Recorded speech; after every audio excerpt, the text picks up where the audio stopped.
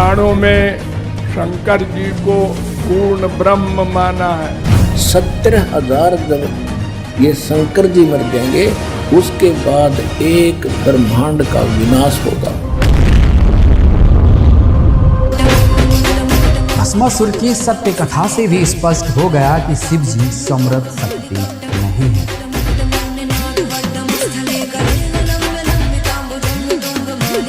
मैं ओम का मंत्र का ओम और ओम नमः शिवाय, ये दो मैं हमेशा इनसे जुड़ी रहती हूँ। इन्हीं का जाप सबसे ज्यादा हुआ है। हरे राम रामा राम हरे हरे, हरे कृष्णा कृष्णा कृष्णा हरे। यही नाम भोले बाबा को मिला है नाम जप करने के लिए।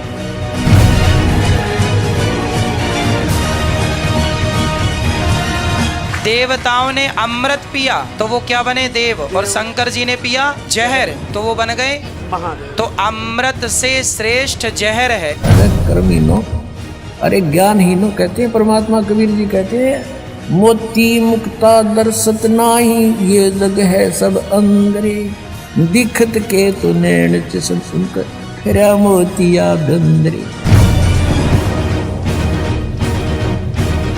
नमस्कार दर्शकों, आज हम बात करेंगे ऐसे आध्यात्मिक विषय पर जिससे संबंधित प्रश्न आपके मन में भी उठा होगा। भगवान शिव, जिन्हें महादेव, नीलकंठ, आदिनाथ, रुद्र और भी अनेक नामों से जाना जाता है, इन्हें हिंदू धर्म में सबसे शक्तिशाली देवताओं में से एक माना जाता है। लेकिन क्या कोई ऐसा भी है जो शिव से भी समर्थ है? इस प्रश्न का उत्तर जानने के लिए एक तरफ हम हिंदू धर्म गुरुओं के विचार सुनेंगे और दूसरी तरफ संत रामपाल जी महाराज जी के विचार सुनेंगे, और फिर शास्त्रों को आधार मानकर निर्णय निकालेंगे कि शिव से भी समर्थ कोई है भी या नहीं, और यदि है तो वो कौन है। तो आइए सबसे पहले सुनते हैं हिंदू धर्म गुरुओं के विचार कि वो शिव जी के विषय में क्या कहते हैं। सब हैं देव, सब ने पिया अमृत तो सब बन गए देव। शंकर जी ने पिया जहर तो शंकर जी बन गए देवाधिदेव महादेव। इसलिए देवताओं ने अमृत पिया तो वो क्या बने देव, और शंकर जी ने पिया जहर तो वो बन गए महादेव। तो अमृत से श्रेष्ठ जहर है।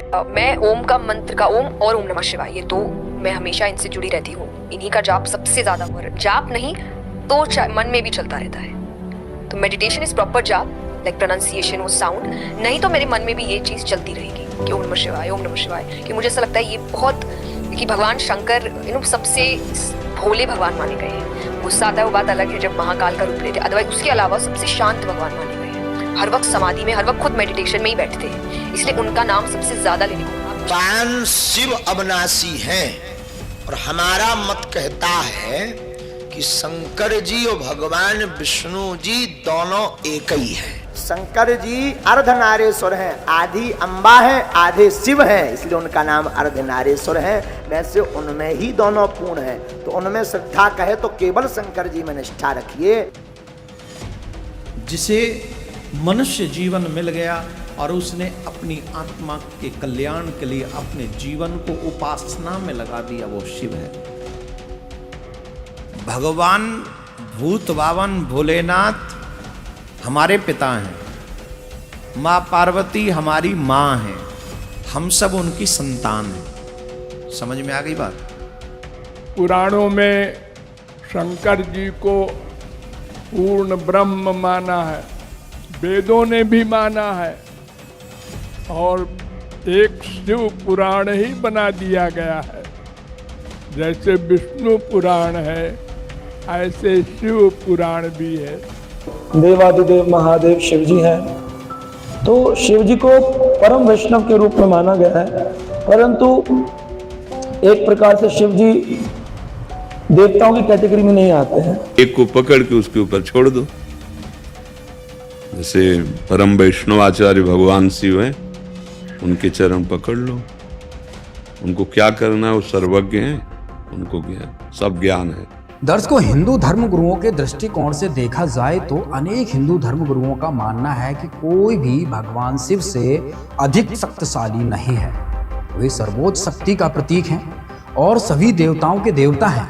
वे ब्रह्मांड के रचयिता हैं, पालनहार और संहारक हैं। चलो कुछ समय के लिए इन धर्म गुरुओं द्वारा बताए गए शिव जी के विषय में इन कथनों को सत्य मान लेते हैं, लेकिन उससे पहले कुछ वीडियो और देखते हैं। जो आदमी एक कृष्ण से प्रेम करता है, एक भगवान से प्रेम करता है, वो सफल है। और जो 17 जगह मन लगाता है, कभी इस देवता के पास, कभी इस देवी के पास, कभी यहाँ कभी वहाँ, वो ना घर का ना घाट का। इसलिए एक में मन लगाओ। हमारा कन्हैया जो करेंगे वही करेंगे। अब हमें कहीं किसी के पास जाने की जरूरत, अरे हनुमान चालीसा पढ़ो, शिव चालीसा पढ़ो, दुर्गा चालीसा पढ़ो, ये सब तो ठीक है। सबसे बड़े भगवान, सब उनसे छोटे, सब दास हैं, नौकर हैं। ब्रह्मा विष्णु शंकर कोई हो, सब नौकर चाकर। उनके बराबर भी कोई नहीं है। बड़ा होने की बात तो छोड़ो, श्री कृष्ण अवतारी हैं, स्वयं भगवान कृष्ण, कृष्ण पर तत्व, ये स्वयं भगवान है श्री कृष्ण। जबकि भगवान से कृष्ण आदि भगवान है और उनके तमोगुण से भगवान शिव उत्पन्न होते हैं। हरे रामा रामा रामा हरे हरे, हरे कृष्णा कृष्णा कृष्णा हरे। सिर्फ इसी नाम जप से भगवान मिल जाएंगे। और विचार करिए, ये राम नाम, यही नाम भोले बाबा को मिला है नाम जप करने के लिए, और यही नाम हम और आपको मिला है। हमारी इस आत्मा के पति जो हैं वो गोलोकवासी श्री कृष्ण हैं। और फॉर योर का इंफॉर्मेशन माय डियर, इसका मतलब क्रिएटर एक है, हम सबको स्त्री बनाकर भेजा उसने, और इन आत्मा का जो पति है वो श्री कृष्ण है, उसके अलावा कोई नहीं। तो जिस व्यक्ति की जिस इष्ट में जितनी निष्ठा हो जाए, उस व्यक्ति के लिए वही सब परमात्मा है, उसी भगवान में सबके दर्शन करना चाहिए। गुरुजी मुझे इस चीज का समाधान बता दो कि मैं दुर्गा चालीसा का भी पाठ करती हूँ, मैं दुर्गा चालीसा करती हूँ। आप जो आए सब करत रहा। अब खुदा इस तरह हम का कह देखिए, हमने बता दिया कि आप सब करत रहा। राम राम बोलते हो तो आप राधा माधव ही बोलते हो, और राम राम बोलते हो ना तो जितने देवी देवता भगवत स्वरूप हैं वो सब आप पर प्रसन्न है। आप कौन कह रहे क्या? जब राम जी की कृपा तो सबकी कृपा है, सदा सदा उसकी कुशल मंगल होगी। एक ही है, दूसरा नहीं है, और उसे जो नाम दो तुम, हमें कोई परेशानी नहीं। राम बोलो, कृष्ण बोलो, हरि बोलो, शिव बोलो, काली बोलो, काली उनका अवतार, कृष्ण उनका अवतार, राम उनका अवतार, हमें कोई परेशानी नहीं। दर्शकों, ये वीडियो देखकर आप सोच रहे होंगे इनकी कौन सी वाली बात सत्य मानी जाए, पहले वाली या दूसरे वाली। दर्शकों, इन धर्म गुरुओं के बहुमुखी अज्ञान से आज हिंदू समाज की फिरकी बनी हुई है। इसलिए आज हिंदू धर्म में इतनी विविधता देखने को मिलती है कि आम जन मानस को पता ही नहीं है कि कौन संत सत्य ज्ञान दे रहा है और कौन झूठ बोल रहा है। दर्शकों, आप इस वीडियो को अंत तक देखिए, आप खुद ही सच और झूठ का फैसला कर लेंगे, ऐसा हमारा विश्वास है, क्योंकि अब आप सभी पढ़े लिखे हैं। दर्शकों, सत्य का पता करने के लिए आगे बढ़ते हैं और जानते हैं कौन है शिव से भी समर्थ। आइए देखते हैं ये वीडियो।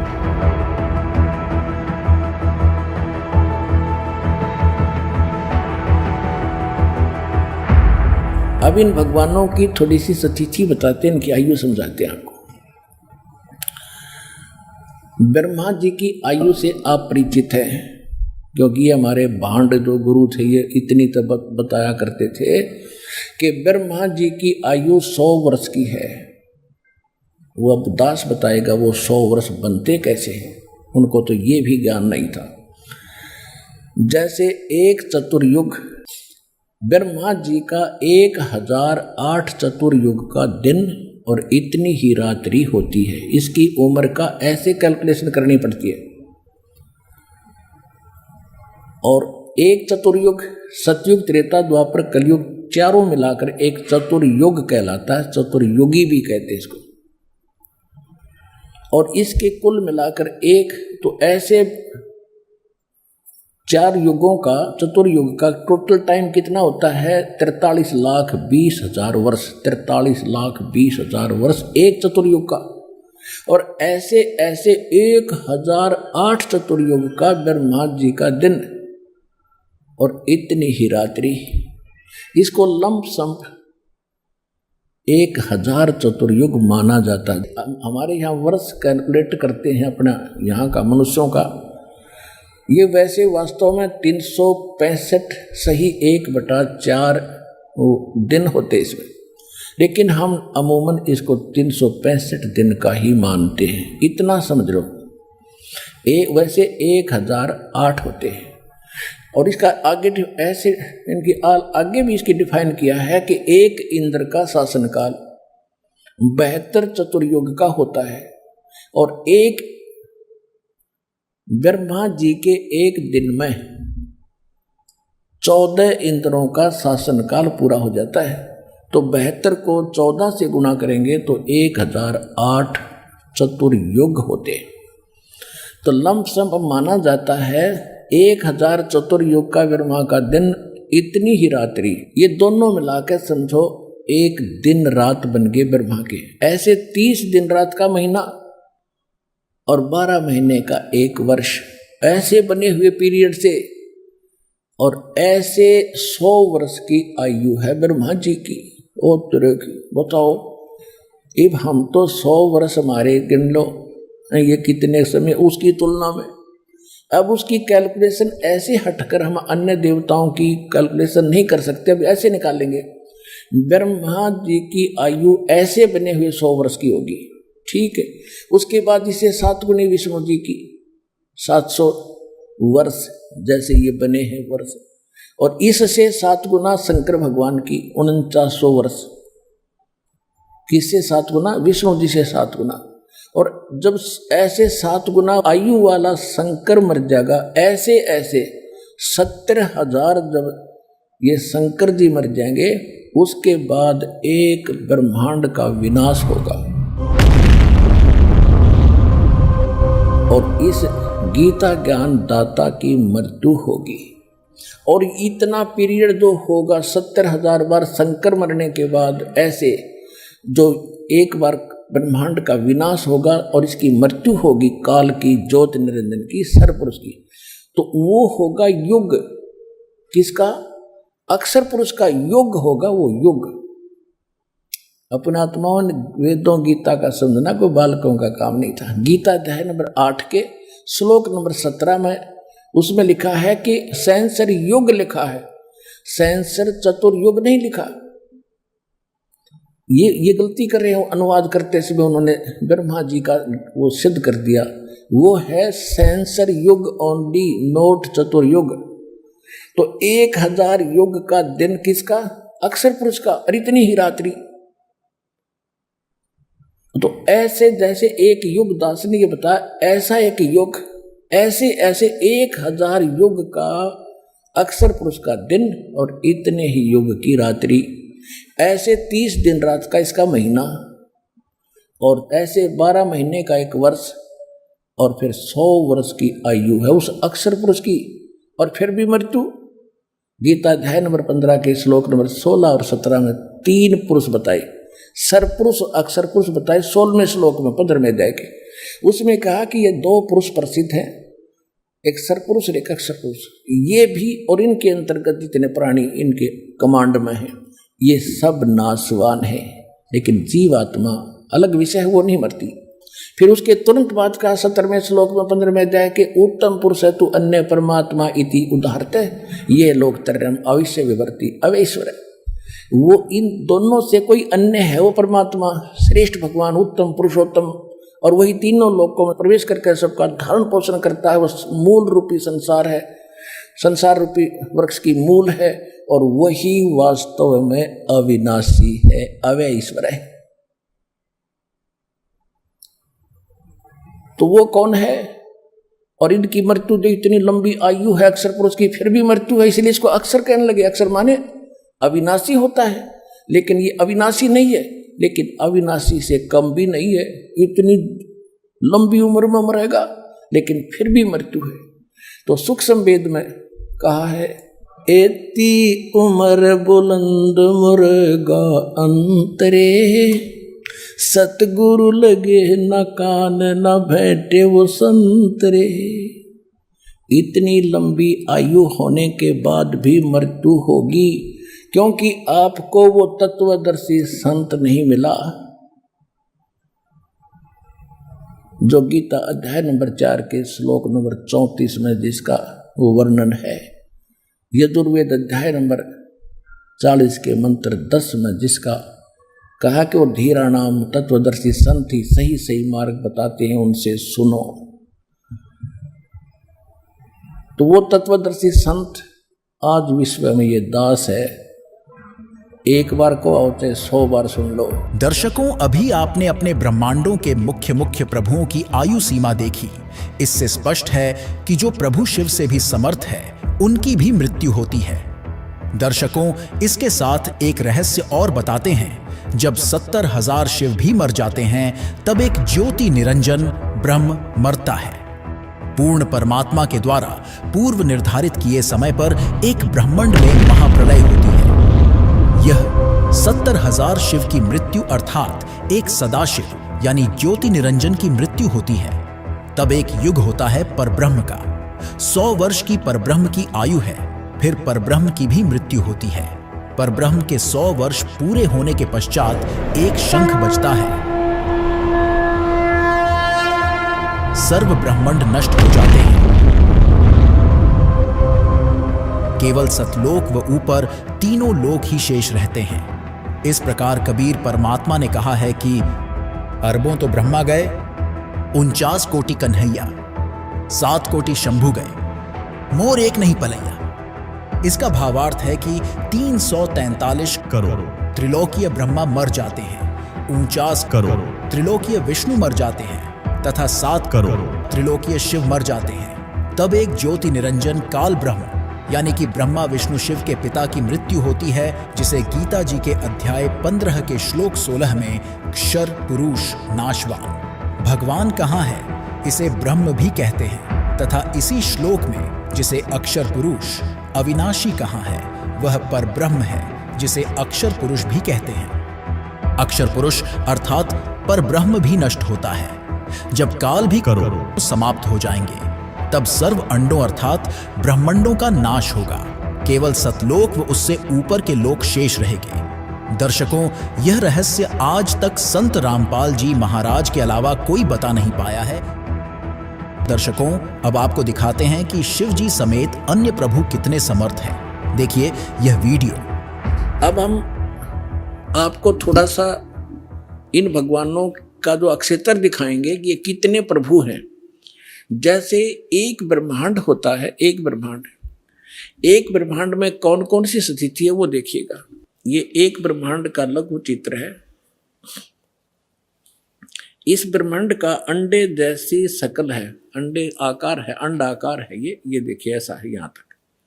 ये इसको अंड भी कहते हैं, इसको ब्रह्मांड भी कहते हैं। और इस ब्रह्मांड के अंदर जो व्यवस्था है वो हमारे शरीर के अंदर हम देख सकते हैं, जब हम हमारे इन चैनलों को, कमलों को ऑन कर लेंगे मंत्रों की साधना करके। तो इसलिए इसको पिंड, शरीर को पिंड कहते हैं। जैसे एक टेलीविजन के अंदर कहीं भी कार्यक्रम हो रहा हो, वो कार्यक्रम हो रहा कहीं और देख हम टीवी पर सकते हैं, ऐसे ये शरीर हमारा है। तो पूरे ब्रह्मांड का जो नक्शा है इस पिंड के अंदर है। इसको पिंड भी कहते हैं, इसको अंड आकार है इसलिए अंड भी इसी को कहते हैं। अरे राधा स्वामी वाले ये नकली पिंड अलग बताते हैं, अंड अलग बताते हैं, ब्रह्मांड न्यारा क्या क्या पता नहीं इनको। ये देखिएगा, तो ये इस ब्रह्मांड के अंदर क्या क्या व्यवस्था है। नीचे से शुरू करते, ये 5 ये 7 हैं। तल, अतुल, वितल, महातल, अतल, सुतल, रसातल और पाताल लोक। और ये पृथ्वी लोक, ये ब्रह्मा का लोक, ब्रह्मा जी का लोक, विष्णु शिव जी का लोक, विष्णु जी का लोक, और ये स्वर्ग, और ये नरक, ये इंद्र का लोक, ये मानसरोवर, ये धर्मराज का लोक, और ये एक ब्रह्मलोक है इसके अंदर। ये सारा ब्रह्मलोक कहलाता है। इतना ये एक ब्रह्मलोक है। इसमें इसने क्या कर रखा है, नकली सतलोक, ये महाइंद्र काल द्वीप, फिर नकली सतलोक, नकली अलखलोक, और नकली अगमलोक और नकली अनामी लोक की रचना इस काल में करवा रखी। ये दुर्गा जी का लोक, यहाँ इसने गुप्त स्थान बना रखा है और इस गुप्त स्थान पर कोई नहीं जा सकता इस काल की रजा से बिना। ब्रह्मा विष्णु महेश का पिता है। इसने 3 स्थान बना रखे हैं, एक रजोगुण प्रधान अक्षेत्र, एक तमोगुण प्रधान अक्षेत्र, एक सतोगुण प्रधान अक्षेत्र, जिसमें ये रजो इस ब्रह्मा रूप में ये अपना ऐसा रूप बना लेता है ब्रह्मा जी जैसा, और दुर्गा को ये अपनी पार सावित्री के रूप में रखता है। इन दोनों के संयोग से इस रजोगुण प्रधान क्षेत्र में रहते हुए जो पुत्र उत्पन्न होता है इसकी शकल जैसा हो जाता है, उसको ब्रह्मा नाम दे देता है और वो रजोगुण युक्त हो जाता है। इसी प्रकार ये सतोगुण युक्त स्थान है, इसमें स्वयं विष्णु रूप धारण करता है, दुर्गा को महालक्ष्मी रूप में रखता है। इन दोनों के संयोग से इस सतोगुण प्रधान क्षेत्र में रहने से जो पुत्र उत्पन्न होता है वो सतोगुण युक्त हो जाता है और उसका नाम विष्णु रख देते हैं। इसी प्रकार ये शंकर रूप बना लेता है, दुर्गा को पार्वती रूप में रखता है और इन दोनों के संयोग से तमोगुण प्रधान क्षेत्र में जो पुत्र उत्पन्न होता है वो तमोगुण युक्त हो जाता है। इसलिए रजगुण ब्रह्मा, सतगुण विष्णु और तमगुण शिव जी की उत्पत्ति करके ये फिर नीचे के लोकों का प्रधान बना देता है, इनको एक एक द्वीप दे देता है और ये तीनों भगवान केवल पृथ्वी लोक, स्वर्गलोक और इस पाताल लोक, इन 3 लोकों के ऊपर ही ये प्रभुता रखते हैं इस एक ब्रह्मांड में। बस इतने मालिक हैं, इतने स्वामी हैं। और ये जो ब्रह्म है इनका पिता सरपुरुष, ये केवल 21 ऐसे 21 ब्रह्मांडों का स्वामी है। ये देखिएगा, आप जी ने जो ब्रह्मांड देखा था ये वाला, अब ये समझो ये एक गेंद सी होगी और ये 21 ब्रह्मांड का अक्षेत्र है इस सरपुरुष का। गीता अध्याय नंबर 15 के श्लोक नंबर 16 और 17 वाले में 3 पुरुष हैं।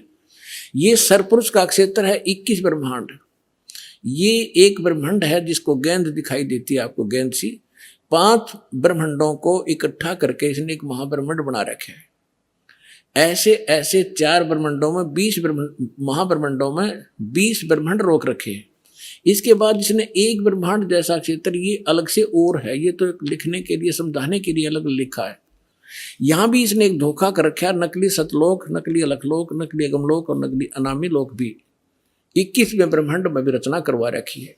ये तपस्शिला है जहाँ बैठ कर ये 1 लाख मानव शरीरधारी प्राणियों को खाता है। ये काल ब्रह्मा विष्णु महेश का पिता। और यहाँ से फिर आगे निकल जाते हैं, परब्रह्म का लोक में जाना होता है। अब देखिएगा इसके बैक में कंप्लीट देखेंगे। अब ये है कंप्लीट सभी ब्रह्मांडों का, असंख्य ब्रह्मांडों का चित्र एक समझने के लिए। अब जो आपने देखे थे वो 21 ब्रह्मांड, अब ये है 21 ब्रह्मांड। ये सरपुरुष का क्षेत्र है, सरपुरुष का, बस इतना, ये इतना। और इसके बाद ये है परब्रह्म कहो, इसको अक्षर पुरुष कहो।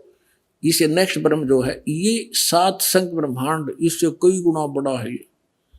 ये अक्षर पुरुष का केवल इतना ही अक्षेत्र है 7 संख्य ब्रह्मांड का, और ये है वो परम अक्षर ब्रह्म। असंख्य ब्रह्मांड का स्वामी ये असंख्य, ये छोटे छोटे दिखे सारे ब्रह्मांड हैं, सारे अलग अलग से। ये तो थोड़ा सा क्षेत्र इन दोनों का और इस पूर्ण परमात्मा का, असंख्य इंक्लूडिंग दिस ब्रह्म एंड पर ब्रह्म, सरपुरुष और अक्षर पुरुष इंक्लूडिंग ये परमात्मा सब के ऊपर ओवरऑल कंट्रोल, कुल का मालिक है। ये है वो परम अक्षर ब्रह्म। गीता अध्याय नंबर 8 के श्लोक नंबर 1 में अर्जुन ने प्रश्न किया कि हे भगवान, आपने गीता अध्याय नंबर 7 के श्लोक नंबर 29 में कहा है कि जो व्यक्ति जरा और मरण से छूटने का प्रयत्न ही कर रहे हैं, इस संसार की किसी वस्तु की इच्छा नहीं रखते, वो तत्ब्रह्म को और सारे अध्यात्म को और सभी कर्मों से परिचित हैं। दर्शकों, अभी आपने ब्रह्मा जी, विष्णु जी, महेश जी, दुर्गा जी, क्षर ब्रह्म और अक्षर ब्रह्म की आयु के बारे में जाना। साथ ही संत रामपाल जी महाराज ने ब्रह्मांडों के मानचित्र से आपको समझाया कि ये सभी भगवान कितने कितने लोकों के मालिक हैं, अर्थात इनकी क्या स्थिति है। दर्शकों, इसके साथ आपको इनकी शक्ति के बारे में भी बता देते हैं। ब्रह्मा, विष्णु, महेश अर्थात शिव जी, इन तीनों भाइयों के 4 भुजाएं तथा 16 कलाएं हैं तथा इनकी मां प्रकृति देवी दुर्गा की 8 भुजाएं हैं तथा 64 कलाएं हैं। तीनों देवों के पिता यानी कि देवी दुर्गा के पति ब्रह्म अक्षर पुरुष की 1000 भुजाएं हैं तथा 1000 कलाएं हैं तथा 21 ब्रह्मांडों का प्रभु है। पर ब्रह्म अक्षर पुरुष की 10,000 भुजाएं हैं तथा 10,000 कला हैं तथा 7 संख ब्रह्मांडों का प्रभु है। प्रत्येक प्रभु अपनी सर्व भुजाओं को समेटकर केवल 2 भुजाएं भी रख सकते हैं तथा जब चाहें सर्व भुजाओं को भी प्रकट कर सकते हैं। इससे स्पष्ट है कि शिव जी से समर्थ दुर्गा जी हैं और दुर्गा जी से समर्थ सदाशिव यानी ब्रह्म है और ब्रह्म से समर्थ पर ब्रह्म है और परब्रह्म से समर्थ परम अक्षर ब्रह्म है, अर्थात शिव जी से ऊपर 4 भगवान और हैं। इससे स्पष्ट हुआ शिव जी समर्थ भगवान नहीं हैं। दर्शकों, इतने सारे प्रमाणों से यह पता चल गया कि शिव से भी कई और प्रभु समर्थ हैं, जिनमें सबसे समर्थ परम अक्षर ब्रह्म है। ये परम अक्षर ब्रह्म कौन है, इसकी जानकारी वीडियो के अंत में हम आपको बताएंगे। लेकिन उससे पहले ये देखते हैं कि जो लोग शिव जी को सबसे शक्तिशाली भगवान मानते आ रहे थे या आज भी भगवान मानते हैं, तो भगवान शिव को समर्थ सर्वशक्तिमान मानने का कोई ना कोई पैमाना तो होगा। तो उस पैमाने को नापने के लिए शिव जी की कुछ लोक प्रसिद्ध कथाएं सुनते हैं, जिनको आपने हजारों बार सुना होगा। तो आज भी सुनकर स्वयं निर्णय करना कि क्या शिव जी समर्थ शक्ति हैं, जैसा कि हमें हजारों वर्षों से हिंदू धर्म गुरुओं द्वारा बताया गया। सुनिए रोचक कथा।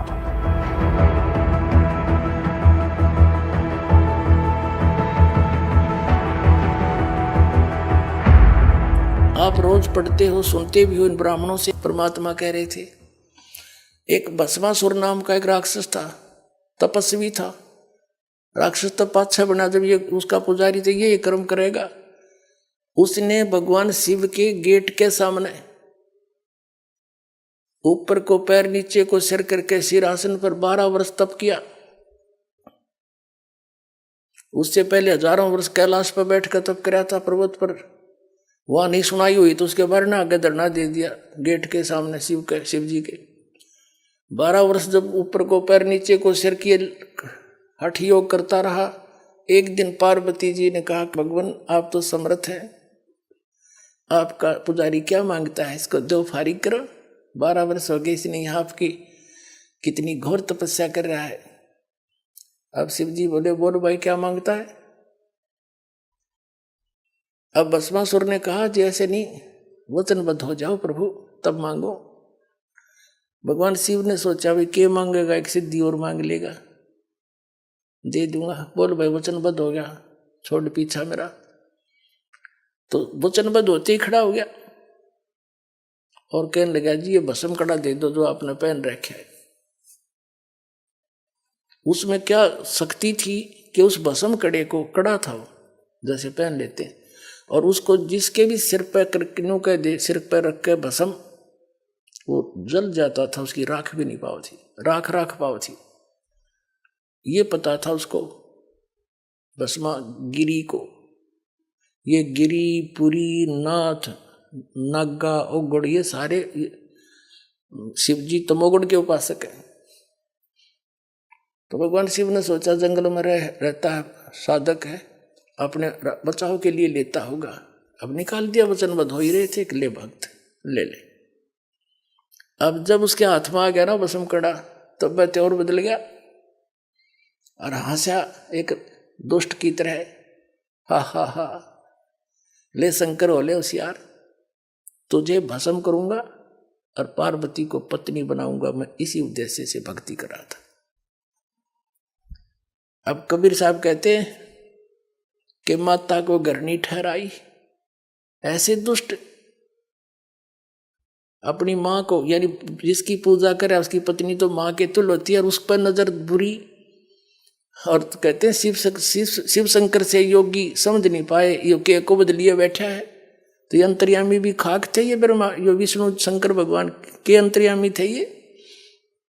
और इनको मृत्युंजय कालज सर्वेश्वर अजरो अमर है, ये महिमा गाया करते हमारे आचार्य शंकराचार्य, ये नकली गुरु। अगर ये विनाशी होता तो भस्मागिरी का आगे भागता क्यों? जब भस्मागिरी ने कहा कि बोले होशियार आ लिया हूं, तुझे मारूंगा, पार्वती को पत्नी बनाऊंगा, भगवान शिव ने खड़ी डांग ठोक दी, फुल स्पीड तो भाग लिया डर के, क्यों तो कसाई आ गया, सचमुच इसने तो आंख बदल गया एकदम। आगे आगे भगवान और पीछे पीछे पुजारी, 10 सपाट पट्या। अब पुण्यात्माओं वो तो आगे जाके भगवान आए, पूर्ण परमात्मा, पार्वती रूप बनाया और खड़ा हो गए। उनसे कहा कि क्यों भाग रहे, आ जाओ। अब वो थोड़ा निकट थोड़े आएंगे शंकर जी, आओ बैठो यहाँ बात करेंगे, मैं भी आपको बहुत चाह रही थी। और डट गया, अगले में बात बढ़ेगी, बस ठीक है शिव जी ताना नहीं, जब तक मेरे हाथ में कड़ा है, 2 बात कर लूँ। पार्वती रूप में भगवान बोले कुछ डांस करके दिखाओ कि मैं बात बने, यानी कुछ प्रसन्न हूँ मैं तेरे से। अब भगवान वो भस्मागिरी कहने लगा, मैं तपस्वी आदमी, मुझे डांस टूंस तो आता नहीं।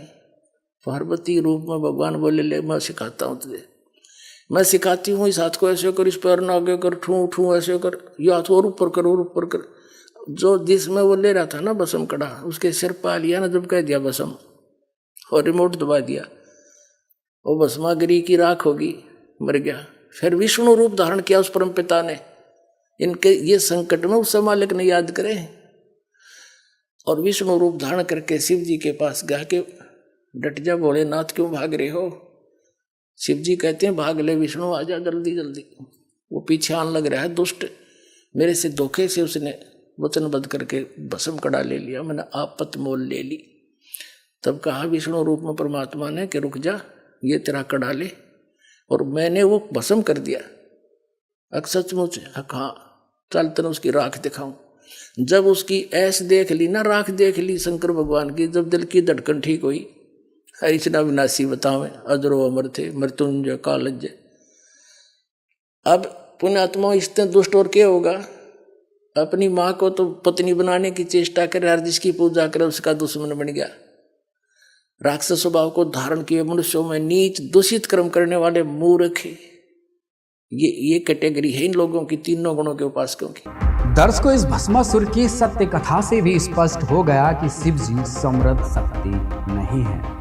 अब एक सवाल आपको झकझोर रहा होगा, फिर कौन है सबसे समृद्ध परम अक्षर ब्रह्म, जो शिव से भी समृद्ध है, दुर्गा जी से भी समृद्ध है, और शिव जी के पिता यानी सदाशिव से भी समृद्ध है, और पर ब्रह्म जो 7 शंख ब्रह्मांडों का मालिक है उससे भी समृद्ध है। तो वो कौन है, जानने के लिए सुनिए जगत गुरु तत्वदर्शी संत रामपाल जी महाराज के विचार।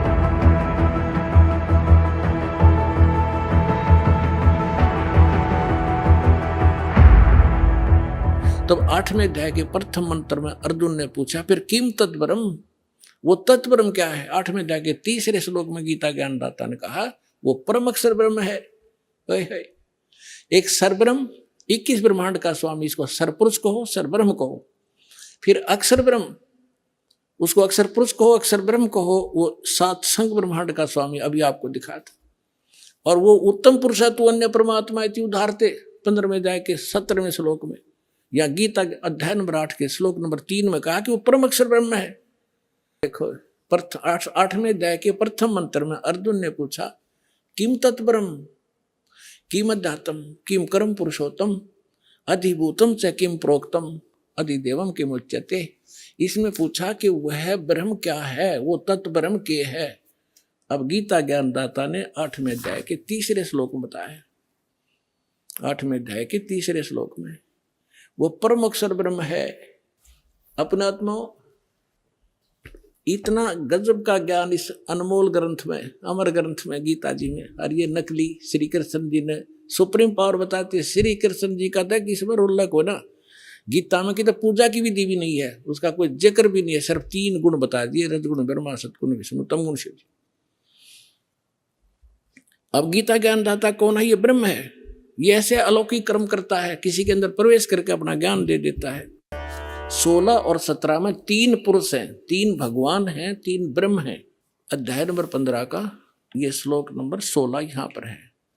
इसमें क्या कि द्वौ इमौ पुरुषौ लोके सर्च अक्षर एवं च सर सर्वाणी भूतानि कुटस्थ अक्षर उच्चते 16वां श्लोक। इसका अनुवाद यहां पर क्या ना, इस संसार में नाशवान और अविनाशी भी ये दो प्रकार के पुरुष हैं।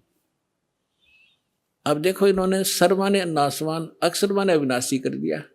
ये लिखना था इस संसार में सर पुरुष और अक्षर पुरुष, ये पुरुषों है ना, ये दोनों संस्कृत में इसके साथ भी लगाया जाता है, अक्षर पुरुष और सर पुरुष। ये और इनको देखें तो नाशवान और अविनाशी ये दो प्रकार के पुरुष है।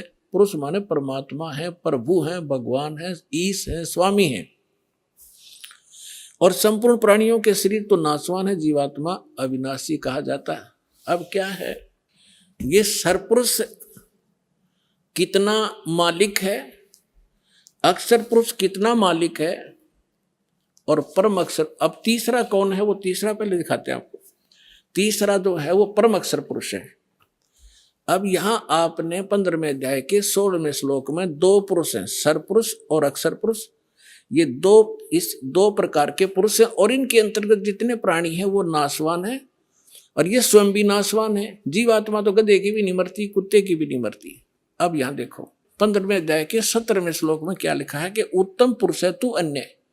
ये उत्तम पुरुष माने श्रेष्ठ परमात्मा तो इन दोनों से अन्य है, सर पुरुष और अक्षर पुरुष से। सर पुरुष सर और अक्षर, नाशवान और विनाशी, ये दो प्रकार के पुरुष हैं। इसमें लिखा है 17वें श्लोक में 15वें अध्याय के कि उत्तम पुरुष है तू अन्य, परमात्मा इति उद्धारत है, यह लोग तरम आविश्य विवर्ती अवैश्वर है। उत्तम पुरुष तो अन्य ही है, इन दोनों से कोई और है वो श्रेष्ठ भगवान परम अक्षर ब्रह्म। तीसरे नंबर का उत्तम पुरुष तो अन्य ही है जो तीनों लोकों में प्रवेश करके सबका धारण पोषण करता है। अविनाशी परमेश्वर परमात्मा इस प्रकार कहा जाता है।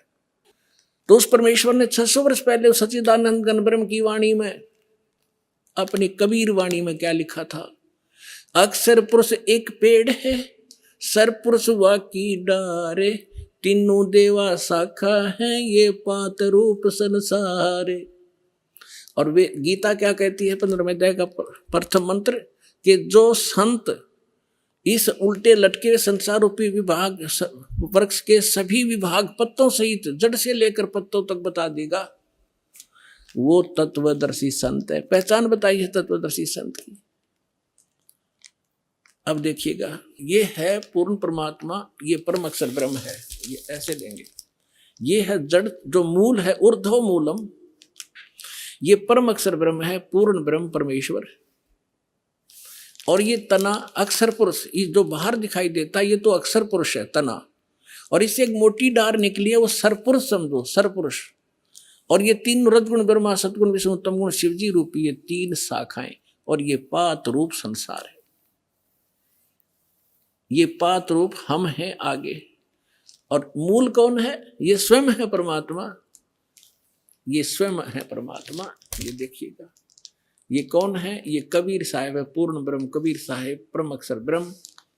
ये सारे संसार के आधार हैं, ये सब के धारण पोषण करने वाले हैं। जैसे वृक्ष की, जैसे संसार रूपी वृक्ष की जो परिवृष होती है वो जड़ से होती है। देखो पुण्यात्माओं, डेफिनेशन ऑफ गॉड भी आज तक हमें प्राप्त नहीं बता सके हमारे नकली गुरु। ईश ये सरपुरुष है, ईश्वर ये अक्षर पुरुष है, और परमेश्वर इन सब से उत्तम परमेश्वर वो सच्चिदानंद घन ब्रह्म, वो परम अक्षर ब्रह्म है।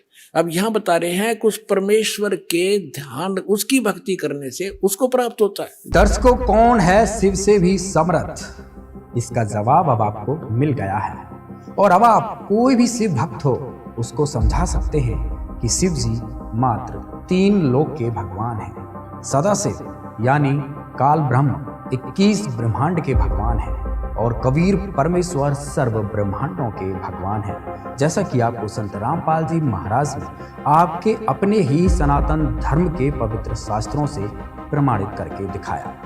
दर्शकों, ये वीडियो बनाने का उद्देश्य बस इतना है कि हिंदू समाज सनातन धर्म की ओर लौट आए, वेदों और गीता अनुसार भक्ति करे, ना कि किसी भी गुरु के कहने से आंख बंद करके कुछ भी भक्ति क्रिया करने लगे। ये कोई हार जीत की लड़ाई नहीं है, ये आपकी जिंदगी बचाने की लड़ाई है। सनातन धर्म को बचाने की लड़ाई है। सत्य दिखाना हमारा कर्तव्य है। समझना, सोचना, सत्य को परखना, सच को स्वीकार करना, ये आपकी बुद्धि और विवेक पर निर्भर करता है। दर्शकों, इस वीडियो में बस इतना ही। बने रहिए हमारे चैनल के साथ। धन्यवाद।